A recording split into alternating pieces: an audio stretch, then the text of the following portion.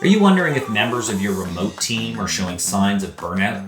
In this video, you'll learn telltale signs and 4 tips to help support their well-being. Hi, I'm Joe, co-founder and co-CEO of Guusto. On this channel, we help people leaders like you build amazing cultures by recognizing and engaging your employees. In this video, I'll be going over ways you can support your remote team's well-being to avoid burnout. We'll share strategies to help your team maintain work-life balance, work more efficiently, and stay connected. Since going remote, it's natural that many of your employees might be feeling isolated or disengaged. But there are easy things you can do to address this and support your team's physical and mental well-being. In 2020, we went entirely remote and have since expanded to include remote team members outside of Canada. In the shift, we noticed that the team didn't seem as engaged. There was less organic interaction happening in our Slack channels, and they were frequently working all day without stepping away from their computer. We decided to have honest conversations with our team and have come up with 4 tips that you can use to support your remote team's well-being. Number 1, set boundaries. With the lines between home and work blurred, it's important to set a schedule and turn off personal notifications while working and work notifications while off the clock. Many tools, such as Slack and Teams, have status settings that can allow your people to easily communicate their schedule. Number 2, schedule breaks. Let your team know it's not only okay, it's necessary that they take breaks during the day.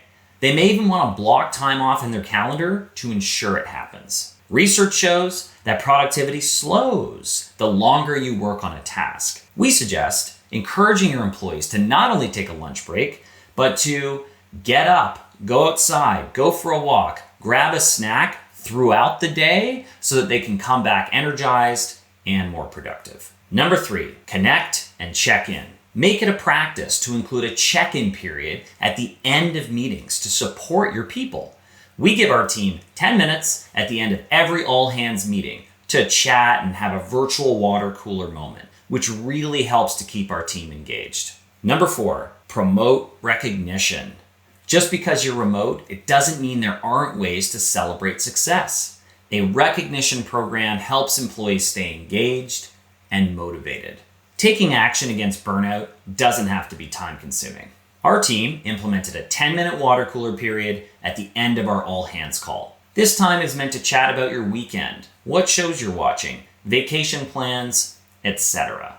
We've heard from our team that they appreciate this time, as it allows them to learn more about each other and has brought people closer together. Building this personal connection has led to stronger working relationships, which leads to a more engaged and more collaborative team. Setting boundaries, taking breaks, connecting, and recognizing your employees are just a few ways to combat burnout. There are endless possibilities, but these 4 tips have worked really well for us. The most important thing to remember is there's always room for personal connection. If you're still not sure where to start, open a dialogue with your team and get their feedback. If you're thinking about using recognition to better support your remote team, check out the link to our recognition playbook below. In the playbook, you're going to learn why employee recognition is important, how to choose the right solution, and how to measure the success of the program.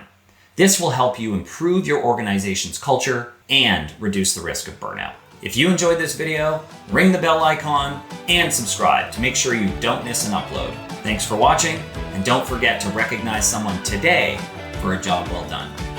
Mucho gusto!